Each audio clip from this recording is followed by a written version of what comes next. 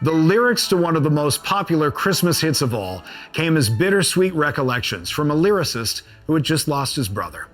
This is the story of Santa Claus is Coming to Town. Behind the Christmas Hits with Drew Savage. Santa Claus is Coming to Town is one of the early original Christmas hits of the 20th century. Written by J. Fred Coots and Haven Gillespie, the first recording was believed to have been made in October 1934 by a banjoist named Harry Reeser. Radio would turn it into a hit. Eddie Cantor was a popular performer in vaudeville shows beginning at the age of 15. Over the next 15 years, he became a star on Broadway and had several hit records. He was also the host of a daily radio show. And by 1933, he was the highest paid radio star in America and the top box office draw at the movies. This was during the Depression, and Eddie felt strongly that the world needed a bright, upbeat Christmas song to feel good about. For months, he tried to write one of his own, but nothing clicked. This is where Haven Gillespie came in, a part-time newspaper writer from Covington, Ohio, who was also trying to make it as a songwriter. Eddie Cantor started to call around to music publishers looking for unreleased Christmas songs. Edgar Bittner was a music publisher at Leo Feist Inc. in New York City. He called Gillespie to his office and pitched him to write something for Cantor.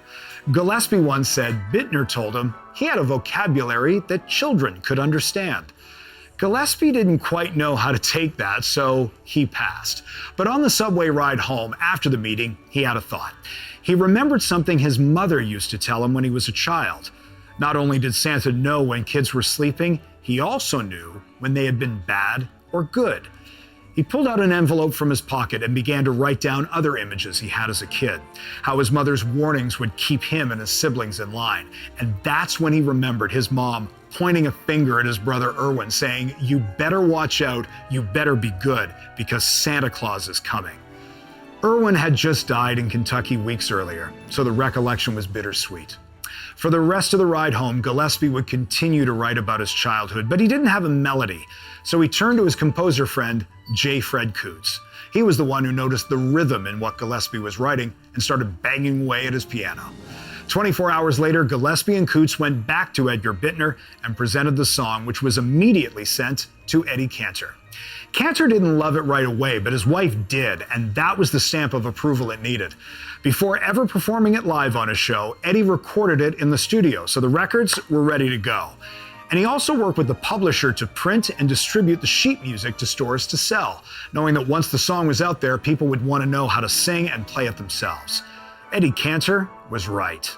During his live broadcast from the Macy's Thanksgiving Day Parade in November 1934, Eddie performed the song live for the first time.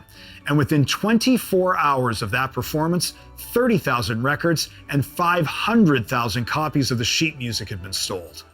Despite its instant success, Gillespie always struggled with the song as it reminded him of his late brother Erwin, who died just before getting the call from Edgar Bittner to write something for Cantor's show. The song is a classic, and in 1970 was turned into an animated TV special that is as classic as the original song. Countless versions have been recorded, but Bruce Springsteen's has been the most popular of the modern era. It was recorded live in 1975, but wasn't released until Bruce allowed it to be included in a Sesame Street compilation album in 1982 called In Harmony. It didn't really become popular until the Born in the USA album came out and Bruce made it the B-side of the single My Hometown in 1985. Thanks for joining us. For more stories behind the Christmas hits, like and subscribe. We'll be dropping down your chimney again tomorrow with the story of how a bad record deal with the Beatles may have influenced Paul McCartney when it came time to record Wonderful Christmas Time.